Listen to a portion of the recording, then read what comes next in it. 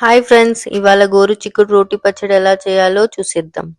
First ఒక కడాయి తీసుకోవాలి. దానిలో ఒక 2 టేబుల్ స్పూన్ల ఆయిల్, 2 టేబుల్ స్పూన్ల జీరా వేసుకోవాలి. దాని తర్వాత తరిగి ఉంచుకున్న ఒక పెద్ద ఉల్లిగడ్డను వేయాలి. తర్వాత ఒక 15 పచ్చిమిర్చి తీసుకొని కడాయిలో వేసి బాగా వేయించాలి. ఆనియన్ గోల్డెన్ బ్రౌన్ కలర్ వచ్చేంత వరకు బాగా వేయించుకోవాలి. కారంకి తగినట్టు పచ్చిమిర్చి తీసుకోండి. నేను ఒక 15 పచ్చిమిర్చి తీసుకున్నాను. ఆ ఆనియన్ గోల్డెన్ బ్రౌన్ కలర్ వచ్చేంత వరకు బాగా వేయించుకోవాలి. అది బాగా వేయించుకుంటే ఒక మంచి టేస్ట్ వస్తుంది. ఆనియన్ బాగా వేగితే ఒక మంచి టేస్ట్ వస్తుంది. తర్వాత గోరు చిక్కుడుకాయల్ని కడిగి చిన్నగా తరిగి పెట్టుకొని దానిని కూడా కడాయిలో వేసుకోవాలి. కడాయిలో వేసిన తర్వాత కలిపి మూత మూసి ఒక 5 నిమిషాలు మగ్గనివ్వాలి.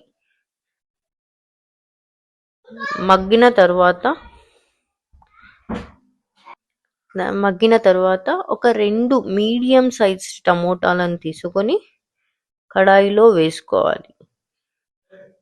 టమోటాని కడాయిలో వేసుకొని బాగా వేయించి మూత పెట్టుకొని ఒక 15 నిమిషాలు బాగా మెత్తగా అయ్యే వరకు మగ్గనిచ్చుకోవాలి.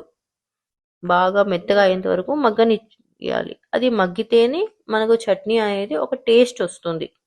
మగ్గిన తర్వాత మనకి చట్నీకి సరిపడా సాల్ట్ వేసుకోవాలి. ఇప్పుడే మేము సరిపడా సాల్ట్ వేసేసుకున్నాము. బాగా వేయించుకొని అది చల్లారనివ్వాలి.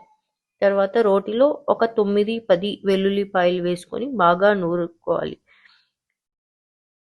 వేయించి చల్లారి పెట్టుకున్న గోరు చిక్కుడు, ఆనియన్, పచ్చిమిర్చి, టమోటా ఉంది కదా, అది కూడా రోటిలో వేసుకొని బాగా మెత్తగా అయ్యేంత వరకు, కచ్చా పచ్చా అయితే సరిపోతుంది, బాగా నూరుకోవాలి. గోరు చిక్కుడిని మీ సైడ్ ఏమేమి అంటారు? కొన్ని చోట్ల చోళకాయ అంటారు, కొన్ని చోట్ల మొట్టికాయ అంటారు, మా సైడ్ గోరు చిక్కుడు అంటారు. మీ సైడ్ ఏమంటారో కమెంట్ సెక్షన్లో కమెంట్ చేయండి. బాగా కచ్చా పచ్చాగా అయ్యేంత వరకు బాగా నూరుకోవాలి. చూడండి, ఈ కన్సిస్టెన్సీలో ఉంటే సరిపోతుంది. అది తీసుకొని ఒక బౌల్లో వేసుకోవాలి చట్నీ. వేడి వేడి అన్నంలో ఇలాంటి రోటి పచ్చడి వేసుకొని కొంచెం నెయ్యి వేసి తింటే ఇంకా ఏమీ అవసరం లేదు, చాలా బాగుంటుంది. ఒకసారి ట్రై చేయండి.